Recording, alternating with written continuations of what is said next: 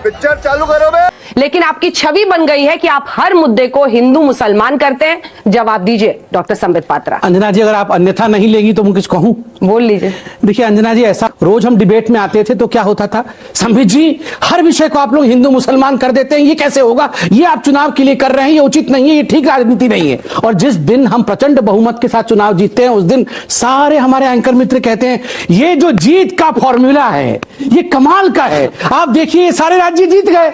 है वो चुनाव के विषय डिबेट के विषय नहीं होते हैं, वो विषय होते हैं सिलेंडर पहुंचा कि नहीं, बिजली पहुंचा कि नहीं, सड़कें बनी कि नहीं, और वो मोदी जी ने किया है। मंत्र क्या है मोदी जी का? सबका साथ, सबका विकास, सबका विश्वास, सबका प्रयास।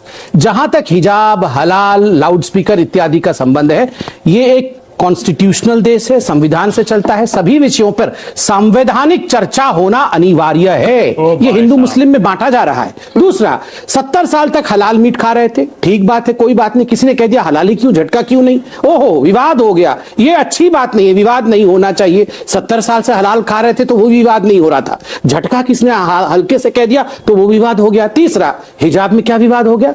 हम में से यहां कई लोग बैठे हैं जिनके बच्चे भी होंगे, हम में से कोई नहीं चाहता है कि स्कूल यूनिफॉर्म को, जब मैं स्कूल में था मुझे याद है तो कैनवस शूज पहनना पड़ता था सैटरडे के दिन।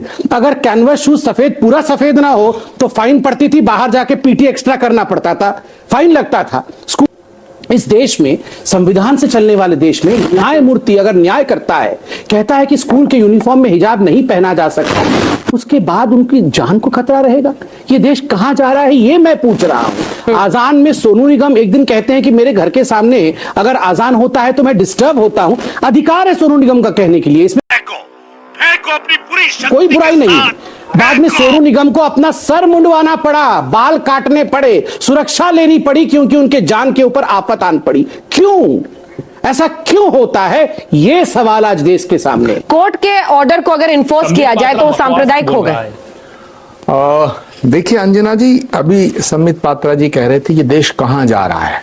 यही तो सवाल है कि आप इस देश को ले कहां जा रहे हैं। आप अगर हमारी जगह होते तो ये सवाल बनता था। 60 साल में जो कांग्रेस पार्टी ने किया, आपने बहुत सवाल किए, सवाल बनते थे, सवाल लोकतंत्र में बनने चाहिए। लेकिन आज 8 साल से देश की सत्ता में आप हैं। अजान, हिजाब, हलाल, झटका, लटका, फटका, ये मुद्दा नहीं है।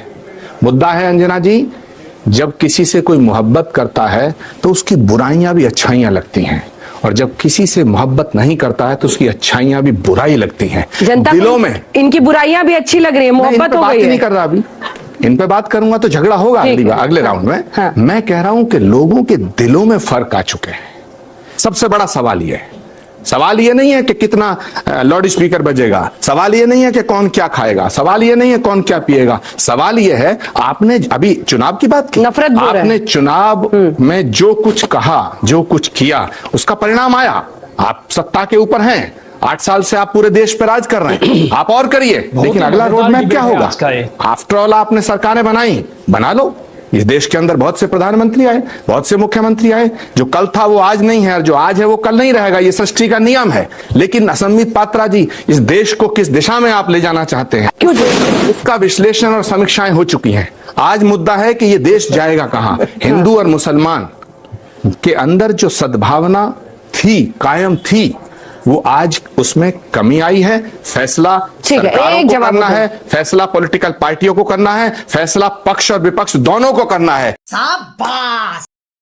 क्योंकि सरकारें आएंगी और जाएंगी, अंजना जी ये देश सलामत रहना चाहिए। नफरत घोल रहे हैं आप, इसके बाद आप दोनों। वैसे तो आचार्य जी हमारे बड़े भी हैं, और आज इस कार्यक्रम के बाद की आसान नहीं है कांग्रेस के प्रवक्ता के रूप में आके कांग्रेस को आज के जमाने में डिफेंड करना। आचार्य जी के चरणों का स्पर्श करके मैं जाऊंगा, ये कोई आसान काम नहीं है। मगर आचार्य जी ने 2 बातें बिल्कुल सही कही।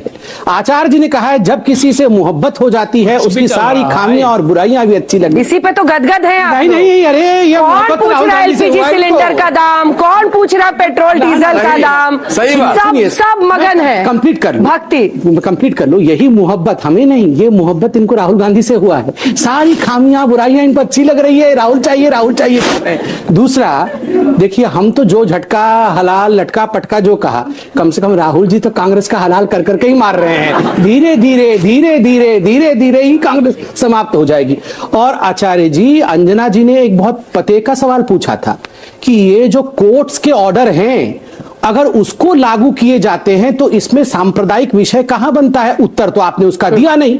आप तो कोर्ट के ऑर्डर को भी, और उसको तो छोड़िए, याकूब मेमन को फांसी हो गया तो ये लोग कह रहे थे Yakub Memon was hanged because he was a Muslim. Rahul Gandhi JNU में कह रहे थे अफजल हम शर्मिंदा हैं, तेरे कातिल जिंदा हैं। कातिल कौन है? सुप्रीम कोर्ट के जजेस। तो अफजल और याकूब मेमन तो इनके यार हैं, उनसे इनका मोहब्बत था। हर बात पे मिलूंगा मैं, मरा हुआ नशेड़ियों के साथ में, उस रात में मौजूद था जो तेरा है वजूद।